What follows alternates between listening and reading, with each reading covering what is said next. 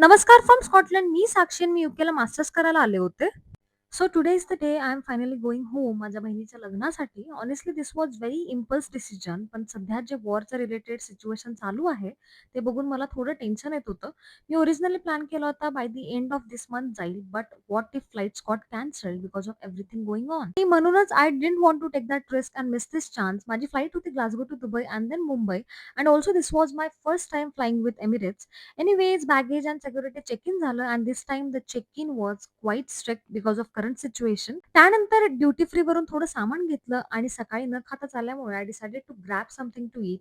Coffee आणि veggie burger घेतला होता. पण ऑनेस्टली बर्गर इतका घाणेरडा होता की मला एक बाईट सुद्धा नाही गेला. So I just left it as it is and went straight towards the gate. थोडा वेळ टाईमपास केला and in no time it was boarding time. I had such a great experience with Emirates. I think it's my favorite airline from today.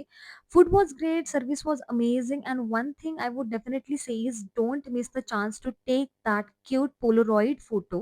माझा तर air होस्टेसने suddenly photo काढला होता. I didn't even get time to say I am ready, but at least it's a nice memory. Anyways this time माझी seat middle row मध्ये होती, पण lucky मी माझ्या बाजूला कोणीही नव्हतं. So I had full space to relax. रात्रभर झोप नव्हती लागली. So I thought I will finally get some proper sleep in the flight.